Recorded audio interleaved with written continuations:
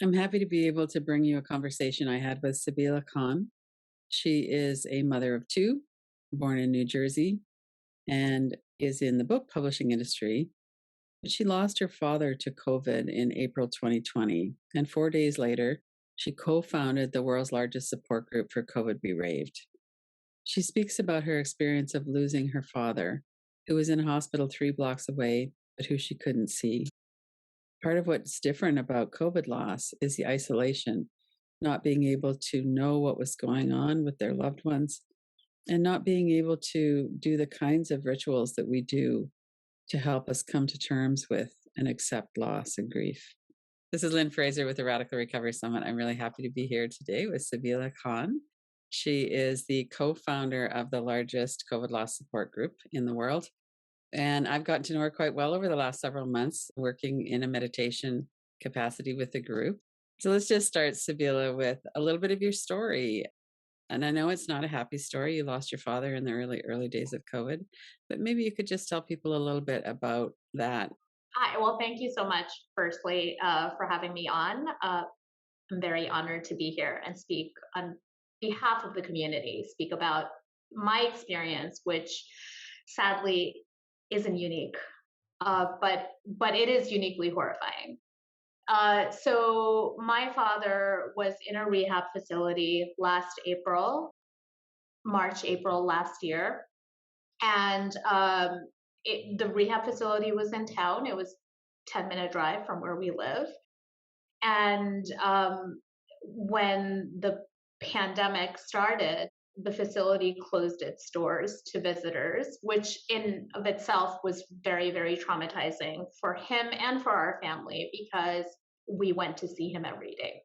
He was very stoic about it. I was very upset. He was very stoic. He reassured me every day. And this was in mid-March, March 11th, I believe, when they closed their doors. And then eventually, we would talk every day. He would talk to all of us every day. And then eventually the phone calls stopped and he stopped answering his phone. This was towards late March. And we couldn't get a straight answer out of the staff. We It was a very confusing, scary time for us because we were so close yet so far away. We couldn't be in touch with him. In a very roundabout way, we found out that he was not feeling well. I got a nurse who was taking care of him, and she said that the reason he couldn't talk was because he was congested. This is when our truly horrifying journey began. This was Monday, April 6th. And she told me that he was congested. They rushed him to the ER in a hospital that was 3 blocks away from us. He spent 3 days in that ER. This was during the peak of the pandemic in the New York, New Jersey area, so they couldn't find a bed for him. He had lost his voice to the virus, which is one of the ways that the virus was manifesting itself in elderly patients. And the hospital lost his phone, so we had no communication with him. We were desperate, but we were at the mercy of the hospital, basically checking in with us once a day. He was eventually moved into a room. We were able to FaceTime with him once, and he was out of it. He wasn't on a ventilator, but he was sleepy. He was tired, and that was the last time we saw him. I want to add that the entire time he was hospitalized, we were told that he was stable, that he was actually doing really, really well, all things considered, given his age, given that he had Parkinson's. And in fact, Monday night, Monday, April 13th, we were told that he was doing so well that the doctor was talking about discharge. And my brothers and I spent time on the phone talking about what kinds of accommodations he would need once he came home.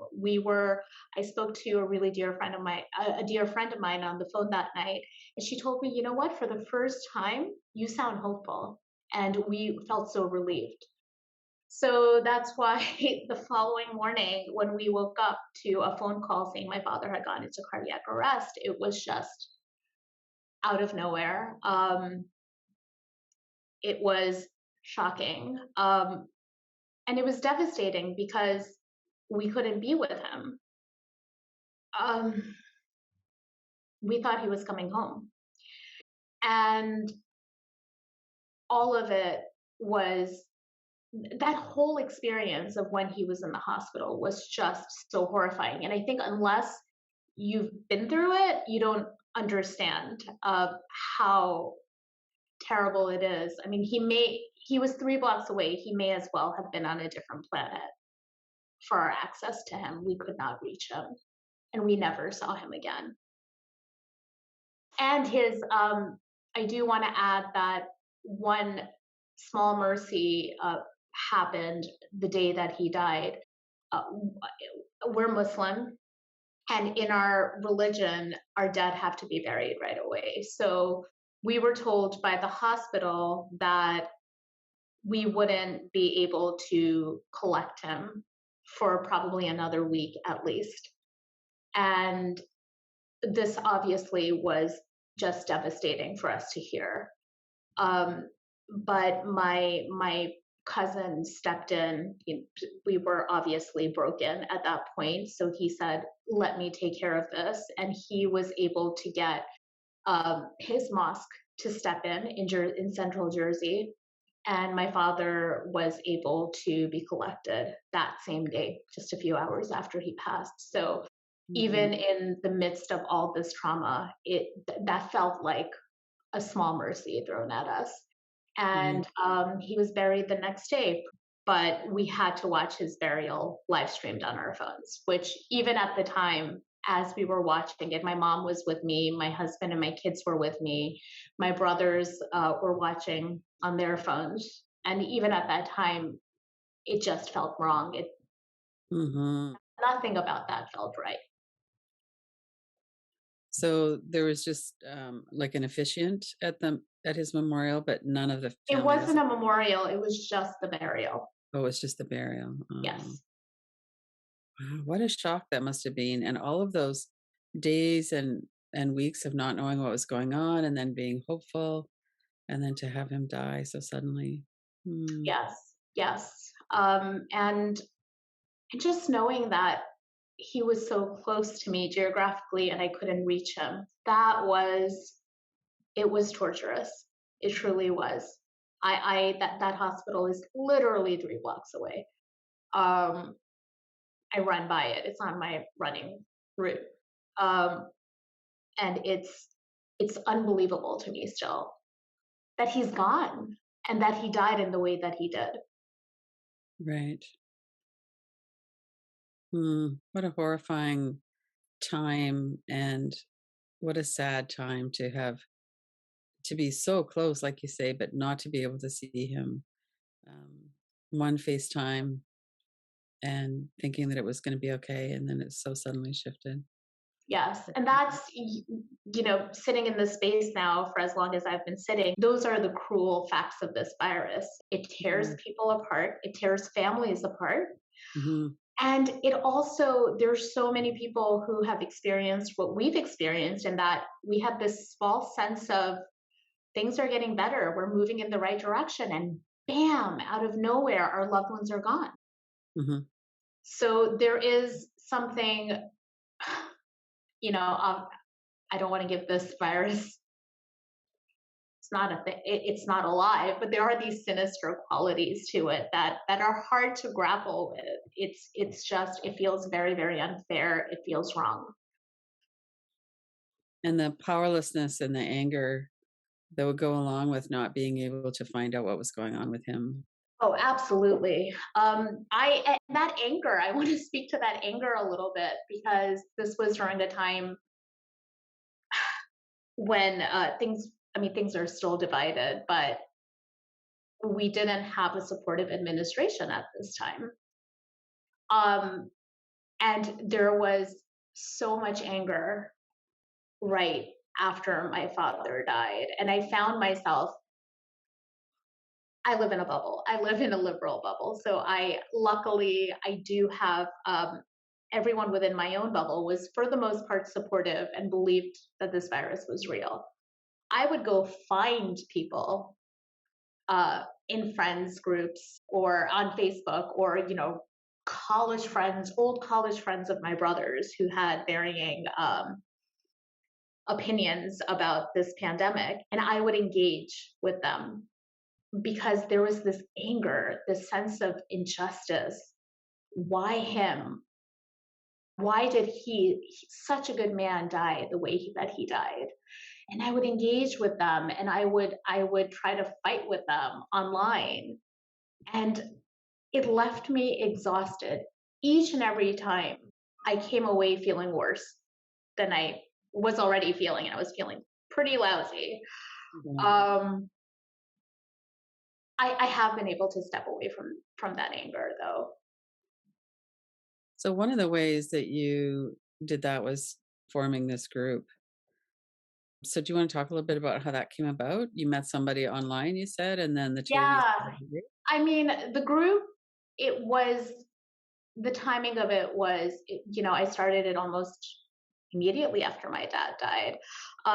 My dad died on Tuesday, April 14th, and that Friday, I just remember over the course of the week, as much as family and friends were reaching out, sending, fruit baskets and flowers and texts and email messages, I was aware that this was something that was very different than your normal grief. Mhm. Even though this was my first brush with a loss of someone as close to me as this, um, and all I wanted to do, I remember that Friday night, just I became an insomniac in those first early months. And I remember just sitting there on my phone and just being like, I just want to talk to other people who are going through what I'm going through.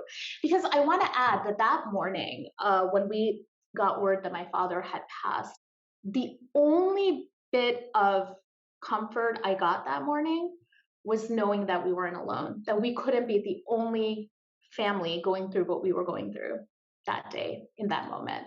And that was the only thing that gave me any comfort that day. So obviously, over the course of the week, that sort of changed into this need to connect with other people. Right. So I did my research. While there was a group for people who were going through COVID, there wasn't a group for people who had lost loved ones to COVID. And just very serendipitously, I found another woman online who had lost her father to COVID the previous night, like on Thursday, the previous day. And she was looking for a COVID support group as well. So I reached out to her. I told her that I had lost my father too, that I had done my research, nothing existed. I was going to start one. Did she want in on it with me? And she Mhm. said, yeah, sure. And that group became a lifeline for both of us. It I honestly think it saved our lives. It gave us direction and purpose right out the gate. We spent the next few weeks just pounding the virtual pavement, um, joining local groups. She's local too. She's in New York. So this was during the height of the pandemic in the New York, New Jersey area. So we started joining local groups and spreading the word that we had started this group for COVID bereaved. And so it began, first dozens, and then slowly it was hundreds. Then we started getting media, and it was thousands, and it grew from there. So as I'm part of that group now and read some of the things that people are posting, it's pretty heartbreaking. And it's also really evident how much people support each other. There's no post that doesn't have many, many comments of support. What are you seeing in terms of how it's evolved over the last, year and a half? Because at the beginning there were no vaccines. Everybody was in shock. People were getting used to the idea that there's a pandemic. Like you said, there was not a supportive. administration in the US government. Um, so, what are you seeing kind of in terms of the human experience of loss, but also how you kind of support each other? So when it first started, I feel like that first people who've lost their loved ones before the vaccine in those early days of COVID, we had our own very unique traumas. We, my father died at a time when we were in an actual lockdown. We couldn't physically be with our loved ones. We couldn't have the funerals. We couldn't have the rites and ceremonies that are so important in marking the loss of a life of a beloved person. Um, People couldn't find funeral homes. So I remember, we were actively collecting the names and contacts of local funeral homes that were not sort of robbing people blind, that were taking loved ones.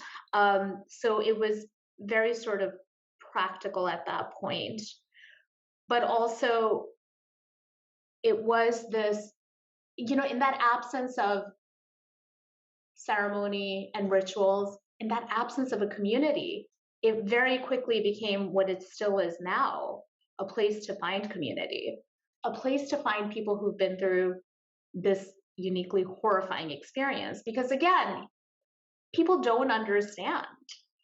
And without fail, as well meaning as people might be, they say the wrong things, which are in a climate that is full of triggers for our community. We don't Right. want that. Hmm. That's just sort of an added cut that we don't want. Um, so very early on, it became a community, and it became a place of refuge for many people who felt alone. And that's the worst feeling, to feel like no one else in your circle or in your neighborhood or in your group of friends understands what you're going through. And Right. to be in the middle of a lockdown, it's easy to feel that way. So, in hindsight, it was something I needed. So I started it for selfish reasons at the point, but it became something that a lot, A lot thousands, of people need thousands it. of people needed.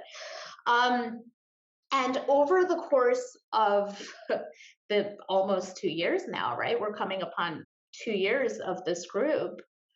Obviously, the people who are dying now, we know what this virus is. Vaccines are available, and there are more and more people joining now whose loved ones were not vaccinated for one reason or another,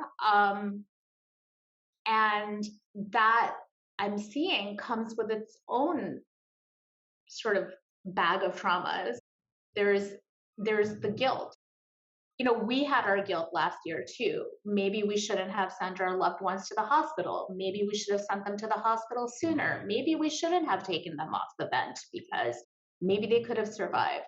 This new crop of people, maybe we could have convinced them to get the vaccine. Maybe we Mhm. could have tried harder. So, it's like regardless of when your loved one dies of COVID, it's awful. I don't wish it on my worst enemy. It's grief on steroids. It's all of those feelings on steroids. Given where we are right now as a global community and the fact that we're still in it, it's really, really hard to heal. But what our community has become over the past almost 2 years is a place where we're trying to give people the tools to start healing. Mhm. So, can you talk a little bit about what's unique about COVID bereaved? What you would like people to know, and maybe kind of even cover a little bit of the, what we don't want to hear, what's triggering to us, because a lot of people just don't really understand. Yeah, so as I mentioned earlier, as horrifying as my story was, it's not unique. There are so many people in this community who had no access to their loved ones.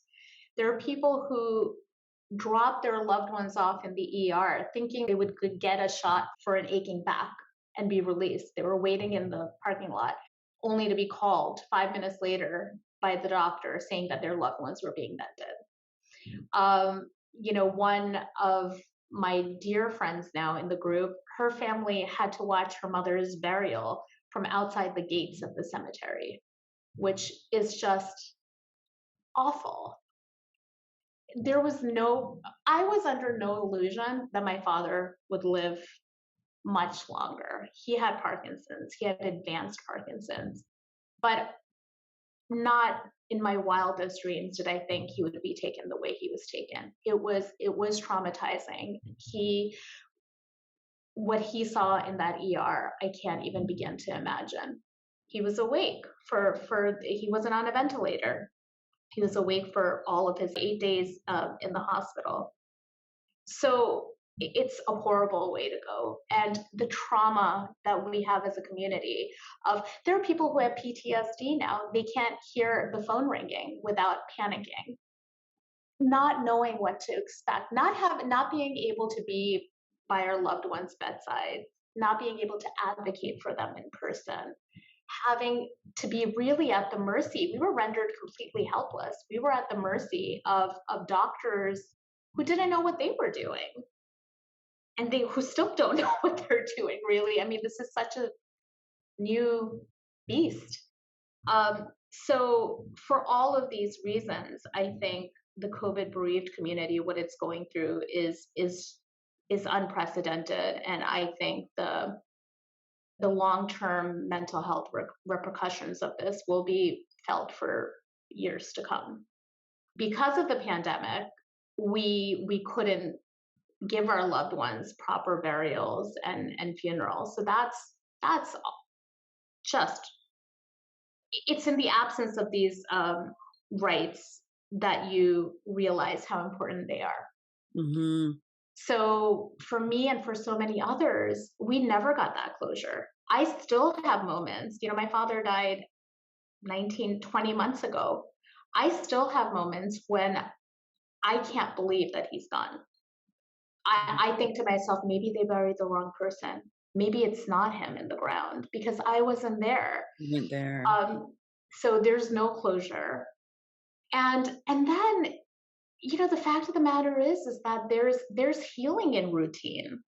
When my husband lost his father in 2012, and he told me that going back to work, going back to the daily grind, it was very healing for him. It helped him sort of not forget, but move on. And I found myself, especially late last year, really mourning that loss of normalcy, really yearning and mourning it, because the thing that killed my dad is still here and it's killing people. There are constant reminders that are surrounding us every single day. Mm-hmm. And even though the lockdowns aren't as stringent now, we're still not moving about freely. We're not moving about freely. And, I do want to add that the COVID loss community has seen what this virus is, what this virus has done and can do. We don't want to take any more risks with it. We don't want to lose anyone else. So we are probably more cautious than other people. And it's very upsetting to see people, whose biggest worries in this lockdown have been postponing their weddings or their trips to Disney World. It's very minimizing to us and our experiences. And that's something that we're just surrounded by. But I think some of the people just say the darndest things. And I don't know if people always say the darndest things when they're talking to you about a loss. But with COVID, we have found, so many people in the community have found that the first question people ask is, well, what was their underlying condition? And it's like, what a question. What a question. Would you ask what my father's underlying condition was if he died in a car accident, or if he had a heart attack and died? Mhm. No. And it's almost like they want there to be an underlying condition because it means that COVID can't get them or their loved Probably ones. that's what it is. Yeah, there's a fear, and There they feel is a a fear. little bit better. It's like asking, "Well, what was that woman wearing when she was assaulted?" Because if Exactly. I don't wear that kind of clothing, then I'll be safe. Exactly. A really messed up way to think, but it's very common. It's terrible and it's so Awful. upsetting and triggering. Like, yes, my father had Parkinson's Yeah. and he was a senior citizen, but Mm, his life was worth something. He was valued, he was beloved, he had a name, he was more than a statistic, and he was living with Parkinson's. right. He would not have died at that time if He it would hadn't not have been died COVID. at that time. And you know what? If he had died to his Parkinson's, he would have died surrounded by all of us. He would Yeah. have died surrounded with love, and we could have told him how much we valued him, but we were robbed of that. So I hate that question. I also hate the question of how old was he? Because Uh, again, it's almost like what are older people somehow disposable? I mean, yeah. I find that this pandemic has revealed we are so cruel to older people and to disabled people. Mhm. They are somehow expendable to Yeah. us in our culture. And Yeah. I wonder if, you know, I have to say that this pandemic is affecting people being in this group. You realize it's affecting all sorts of people. I just wish people would listen. Mhm. Another thing that I find very triggering in my conversations is when someone starts talking about their experience with loss and just saying, you know, I understand I lost my mother to cancer. And, but when I was by her side, and that's, you know, on the one hand, I do think our culture is uncomfortable talking about death and sharing their experiences with grief. Um, and I do, at a certain level, appreciate when people can open up about it freely. Mhm. But on the other hand, just knowing that others were able to be with their loved ones while I couldn't be with my dad is upsetting. Yeah, it really is. Mhm. And are you finding and have you had a service for your dad in recent months? We have not. We have family all over the world, and we don't feel like it's safe enough Yeah. for anyone to travel right now. And we Mhm. wouldn't want to put anyone at risk. Right. So you're You know, gonna as keep I said, we're thorough. being super cautious. Yeah. Um, so no, we haven't. That's a closure too that will it will be important when you are able to do that safely. That's Yeah. such a shame. You know, in some ways, I feel like I'm a little bit in denial, where not denial, Mhm. but I'm working as hard as I am and I'm keeping as busy as I am to shield myself from the pain. Because when I stop, that's Mm. when the pain sets in and the reality sets in, or the disbelief sets in. Mhm. And I feel like planning a memorial, it's going to force me to face Oh, right. the reality of it. Which is one of the reasons why we do that. It's one of the Yeah, benefits of doing that. Yeah. Yeah.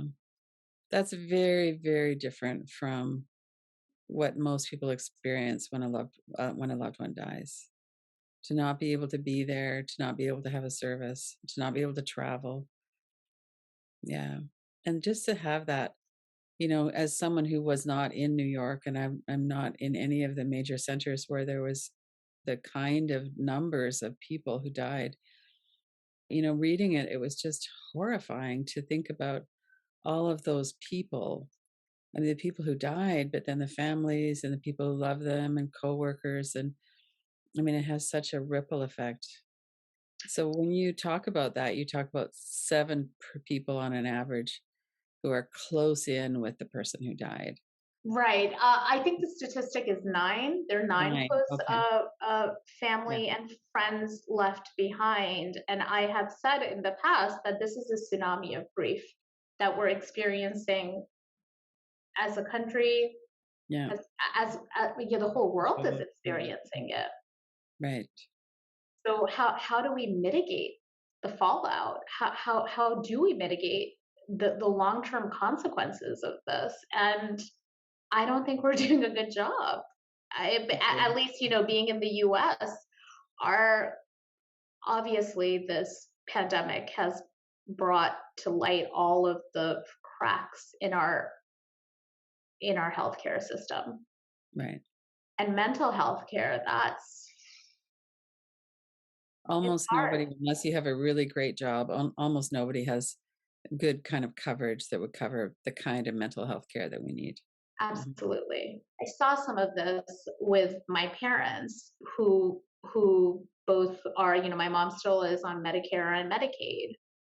And my father struggled after he was diagnosed with Parkinson's. And obviously for someone of their age and their cultural background, it's hard to get to a place where you admit you need you need help, you need support, Mhm. professional support. And for my father, he did get to that place and he was trying to get help, but his options were so limited. And we tried and we tried. And it felt like the pool of people available to us who were affordable, who took Medicare and Medicaid, it just wasn't such a deep pool.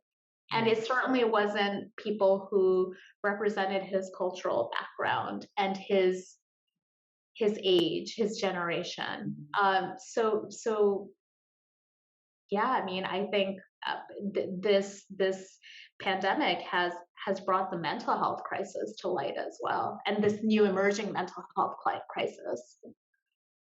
Well, and the kind of peer support that you're able to offer each other is a lifeline for many people, and it's not really enough either. So people, even in the groups that I work with, it's very, very helpful to have your experience validated and to have someone else understand when you say, "This is what's going on for me," and they're going like, "Yeah, I get that. I have that similar experience." And we also have an individual experience with it that can be very helpful to have good therapeutic care. And Right. yeah, And yeah, as you say, as meaningful as it is to have the group, I always encourage my members to get mental health help, to try. And what we've done in our group is we've curated a list of free mental health care or low cost help. And I always refer my members to it because if I didn't have my therapist to go to, I was really struggling. I had stopped seeing my therapist I'd seen her for probably about a year, and I stopped seeing her in late 2019. And then in 2020, this happened, and I refused. I was like, I'm too busy. I'm too busy to see a therapist. How am I going to do this online? And right, I refused to even try to set up an appointment with her. yeah, And what was happening was I was having night terrors, which had never happened to me before. I was waking up in the middle of the night in a full blown panic attack, which was so disorienting yeah, and upsetting. And obviously, I was losing hours and hours of sleep to it. And this was happening during naps during the day as well when I would try to catch up on my sleep. And eventually my husband was like, give me your number. I'll make an appointment for you. Like, you really need this. The group isn't mm, enough. You right, need yes. professional. And luckily, it turns out that my therapist actually specializes in trauma. I had no idea. Oh, So, that's another thing that we're finding. Not all therapists are equipped to handle COVID loss. right, Um, and what we're finding is that it's those who specialize in trauma who are really proving to be the most helpful to our community. right. So anyway, Mm, my therapist has been a lifesaver for me, and seeing her weekly has helped immensely. To give people an idea of what they could do if they can't access that kind of really good help, is a lot of what we're seeing here is an impact on our nervous system. And so when we're talking about PTSD as well, we're talking about a nervous system that's highly hypervigilant. We've all had this experience of huge disruption in what we would have considered pretty predictable life. And all of a sudden it just changed. So, working directly with the nervous system through breathing and meditation and relaxation practices can be helpful. So, that's something that everybody can access. There's so much help with that kind of thing online now. And there's a lot of books, there's a lot of resources. And I just wanted to refer, we'll put the link here too and show it the same day. That beautiful conversation you had with Dr. James Gordon for the COVID loss support group about a month ago. But it was such a good conversation because he's an experienced trauma therapist. He works with large groups of people. And there are a lot of free resources on his website and other places where people can really feel like they could understand their process, and that there's some resources that they could use to help. And even what he was talking about was moving your body, move it through your body. So he has shaking and dancing and those practices that are so helpful. So even though I haven't experienced the COVID loss or the bereavement, I still find that those practices are really helpful for me too. We all have this impact on our nervous system. And that's part of the reason why people are acting so poorly, Oh, is because of the fear and then going into a fight response. And I don't believe this could happen to me. And people are being very cruel to each other, a lot of oh, people. so cruel. I mean, you would hope that in a moment of sort of communal crisis, that we would be able to come together. Right. Um, Hmm. and the fact that we haven't been able to is obviously contributing to just what this community is going through, the trauma. It's ongoing, and also I want to say that I want to add that it feels like everything is constantly changing too. Hmm. We don't. It has changed. Our realities have changed, but we see that light at the end of the tunnel, and then all of a sudden there's a new variant, and there goes the light. And um, that's happened a few times now, Right. where the numbers start going down, and you're like, wow, we're turning a corner, and then they start climbing up again. So we're in this state of constant change and uncertainty, and there's no roadmap that we can refer to. We don't know how this is going to end, or when it's going to end, or if we're ever going to have that normal back. So yeah, it's really, really challenging. What I have been trying to do, I want to add that one thing that I've tried to do in my life is I recognize that I don't have control over a lot of it. Mm. I don't have control over this pandemic. I don't have control over how people act. I've been trying to get my mom into therapy. I don't have control over that really. I may not be able to convince her to get into therapy. But what I've been trying to do is I've been trying to take control over those things that I can control Right. and change. So I bought this water bottle, and I try to have at least 100 ounces a day. And that little trick there, it's like Hmm. a little hack. It's made a huge, huge difference.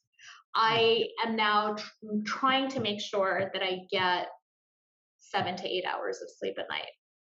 And in order to do that, I'm making sure that I'm not on my phone in bed. Some nights are better than others, but for the most part, I would say I've consistently been between 7 and 8 hours of sleep for like about the past month. That's Um, and those little things are making me feel like I have some control. It's giving me some, it's empowering me. It's a little thing, but it is empowering me. hmm. And one thing that, you mentioned when we were talking another time was that your children really miss their grandfather. They And do. that's something that maybe people aren't really thinking about. The general public aren't thinking about so much. And even as a parent, I try to put myself in their shoes. These little lives. My kids are 9 and 6, and to be in the middle of a pandemic, like, this is their reality, and it Mhm, feels overwhelming. My kids were very close to their grandpa. My parents have always lived 3 blocks away from us. I'm a native Jersey Cityan, and I'm raising my family here. My son was very, very nervous about the pandemic when it started. He's in the 4th grade now. He was in the 2nd grade when it started, which is like mind blowing when you think of it that way. mhm. And he said he knew enough to know that this was older people were vulnerable. And he emailed his teachers at one point and said that he was terrified that the virus would get his grandparents Oh, okay. because they were older. So for then my father to get sick and die, his worst fear literally came to life. Um, and it was really hard. It was really hard. It was very challenging to try to support him in his grief as I was going through this grief, as I continue to go through this grief myself. Yes. I think my daughter was young enough to have a very sort of innocent and pure reaction to it, but Gabriel was old enough at that time to really understand what this meant. Right. And for him too, therapy has been sort of a blessing. He is high functioning autistic. He has autism spectrum disorder. He struggles with his emotions. So grief for him was it was more challenging than it would have been for a neurotypical child. And he still has a hard time talking about my dad. But recently, he has started opening up a little about my father and about my father-in-law who died 10 years ago. And he'll say things like, they're up in heaven and they're having tea together. And I'm sure they're so proud of their grandchildren. And seeing him slowly become more comfortable talking about it in this sort of very matter of fact way has helped me Mhm. become more comfortable coming to terms with the fact that my father is gone. Mm. But Mhm. yes, I mean, I think the larger question of children going through what they're going, it's a mental health crisis. The American Academy of Pediatrics has come out and said that American children are facing a mental health crisis right now, and there needs to be a call to action. There needs to be therapy available to all children. This is not this is not normal. Yeah. And it was already a very stressful culture that we lived in. There's so much abuse and Oh, neglect, and so many parents are struggling already. And then to have this happen and people working from home and losing their jobs and all of the stresses that go along, even in families who don't have a COVID loss, right. um, it's really exacerbated the whole thing. One of my grandchildren was saying the other day, he says, we're never going to be living in a world without COVID. They're 13 right now. And it's like, that's just how it's going to be for us. We're always going to be wearing masks. And I mean, I don't know if that's true, but, COVID will evolve, I think, probably at some point. But this experience will always be with them.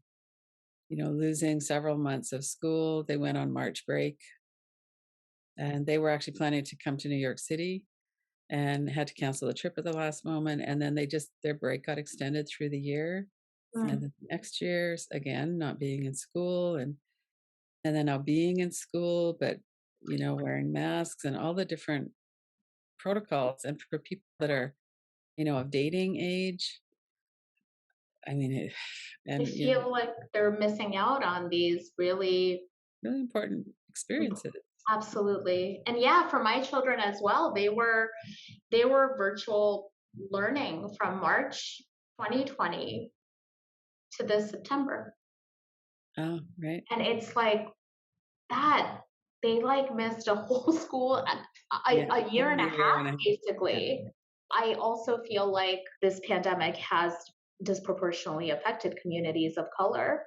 Mhm. And I think we need to think about communities of color right now, in the support that we're offering too. I am very aware of the fact that I have access to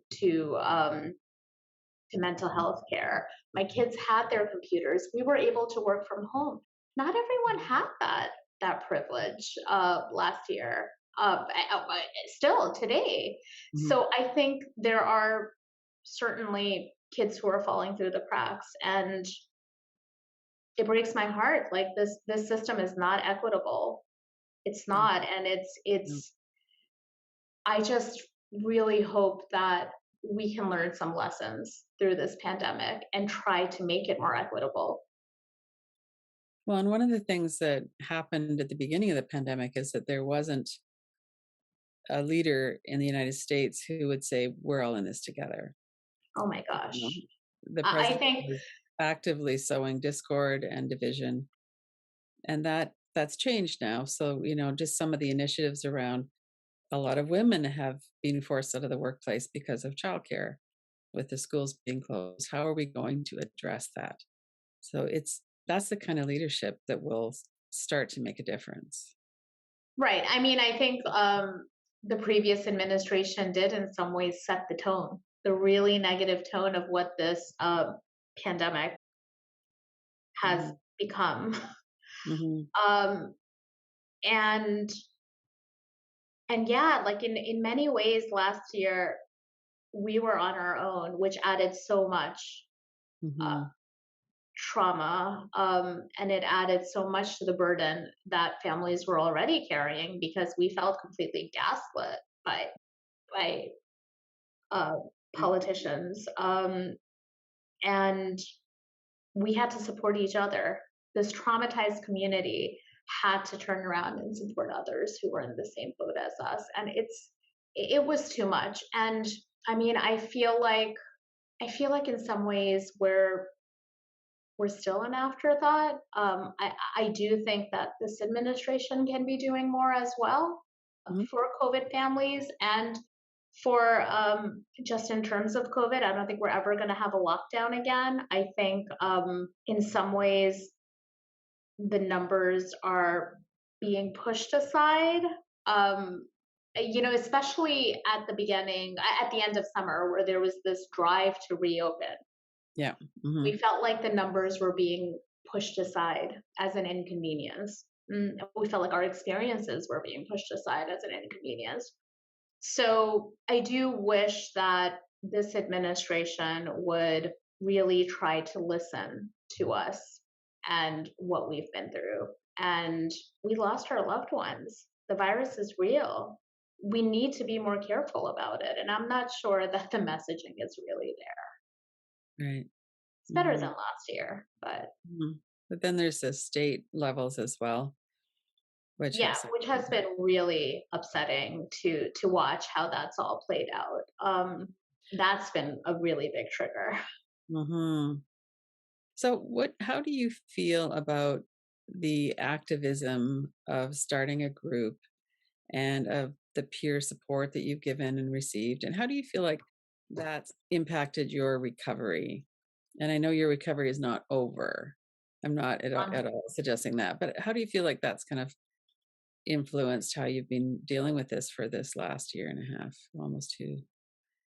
well, firstly, I want to say that my father was a community activist. So when I started this group, I wasn't even thinking about that aspect of it. I was thinking about my needs at that moment.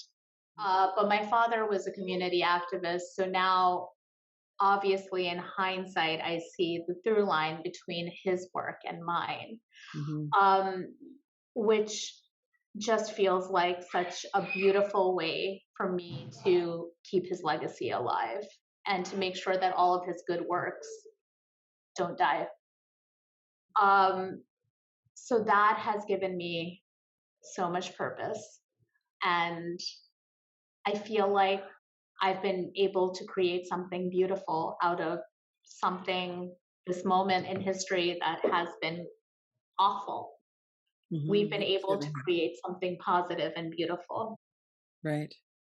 And I also feel like I've been firmly seated now in this space of grief and bereavement since April um, 2020. And if someone would have told me back then that this is who I would be, I would have been like, get out of town. Are you kidding me?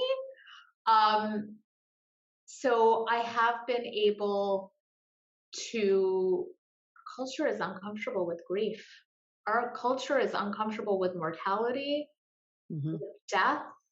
We don't want to talk about it. We don't want to hear about what other people are going through. We want to gloss over it and we want to pretend like it's life as per usual. We're fine. Everyone's fine. Let's just move along. But now we've been forced into this situation. We've been thrust into this situation where death is surrounding us.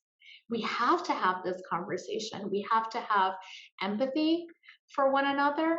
And we have to really recognize that we're not okay. This is not okay. This is part of our lives. Death is part of our lives, but we are being forced to reckon with it. Hmm. Um, so I think the fact that this pandemic has moved me to this point, I think is completely mind-boggling to me, but it's also such a gift to be able to sit with others in their grief and to be able to talk about it. I feel like I've come really, really far since last year, and I'm never going to be that person I was before the pandemic. I miss her. She had a lot of fun. I mean, listen, I'm still fun, but there was, wow, I wish if I could go back and talk to that person, I'd be like, wow, you have it really, really good. You have no idea. Um, but I feel like I have evolved so much and I've grown so much. Um, I'm sorry, I'm just getting emotional. Um, Okay.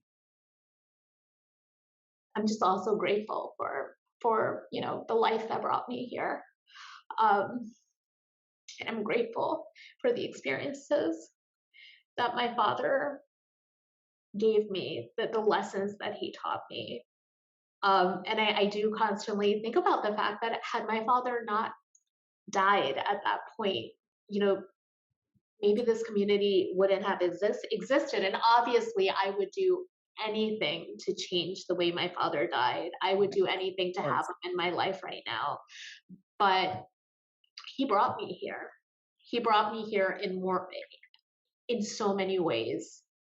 I mean, he started a movement of love and support, and I can't think of a better way to honor his memory. Yeah. You're carrying his work forward. Mhm. These are really deep, meaningful experiences that it takes a lot of courage and commitment to stay present when things are this intense and when there's so much loss and grief. And we talked at the beginning about the powerlessness and the anger and not knowing what was going on and not being able, 3 blocks away, not being able to see your father. And to have come through this and made meaning and helped so many people through this, I really think that's a tribute to you and the other people that you're working with, in terms of the group.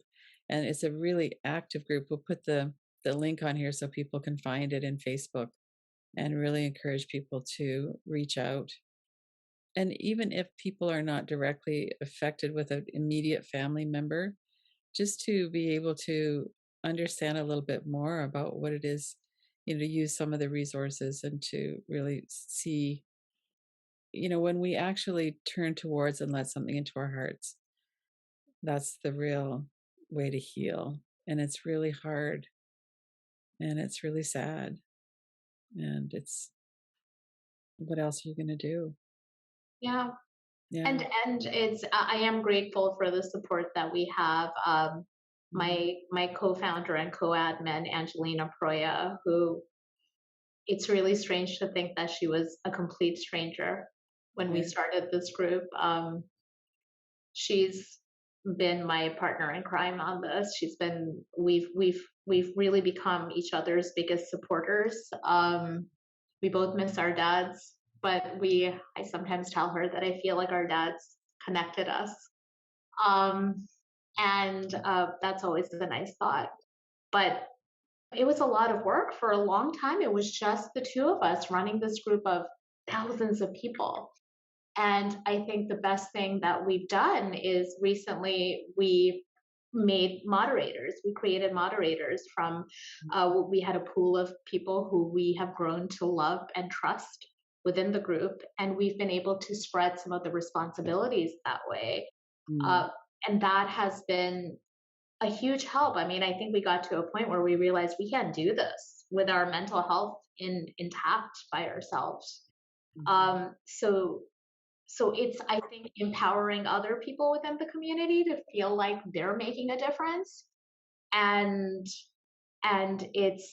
it's furthering our ability to maintain a safe space for everyone. You know, even in a group this big, it remains a safe space.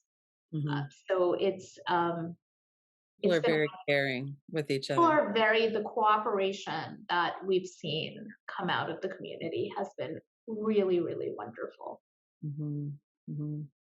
So as we come to the end of our time here, what would you suggest for people who might be really experiencing this freshly or maybe from a year and a half ago? Um, what are some things that would help people in their recovery? I think I think people need to first realize that what they're going through is not normal. Um, that it is unusual, it is complicated, it's prolonged grief, or complicated grief, it's trauma. And I think once people come to that realization, I think they what they need to do is take care of themselves. That was something that I don't know if I did necessarily, but I do tell all of the new members of our group. We have people who, you know, who join right after, who find us luckily right after losing their loved ones. And what I always tell them is take care of yourself, because grief is as I said, I had never experienced this level of grief or loss. I had never lost someone this close to me. My father was the first. And the physical aspect of grief is something that really, really took me by surprise, where I was sick to my stomach and I was literally like in bed for a week and a half. And if you need to be in bed for a week and a half, be in bed for a week and a half. I hope you're able to do that. I hope you're able to get help and accept the help that's being offered to you. I also hope that they are able to find community. And it might be difficult. I know that there are members in my community who come from parts of the country or parts of the world where um, they might feel not validated in their grief, and um, they might be parts of communities or even have people in their families who are questioning whether or not COVID is real. You know, meanwhile they're dealing with a COVID loss. Mhm. Um, I would really encourage them to find us online. There is a space of people who share their grief and their trauma, and there is a lot of comfort in that kind of validation, I think. Mhm. I agree. So when they're looking up your group in Facebook, I'll put the link here too, but Yes. what would the search term be for that in Facebook? So I work in book publishing. So when I started this group, we're always thinking about discoverability with our titles and keywords and such. So when I started when we started this group, I was like, it needs to be as straightforward as possible. So it's COVID-19 loss support for family and friends. And I think if you go into Facebook, I've never tried searching our group myself. I should, but I think if you put in COVID loss in Facebook or on Google, we're one of the It pop first to pop up. So I wanted to make us as discoverable as possible. And up. many people have found us either through word of mouth or by just doing a random search on Google or Facebook. So Right. we On are public support. discoverable. It's Right. really important, I think, that people be able to find us. Well, thank you so much for this conversation. I know this is a hard and sad um, thing to talk about, and it's an honor to your dad. Thank you so much for giving me the opportunity. This is Lynn Fraser with the Radical Recovery Summit. We have an exciting lineup for our 5th annual, including Dr. Gabor Maté as our keynote speaker. Head on over to radicalrecoverysummit.com to learn more and watch the interviews.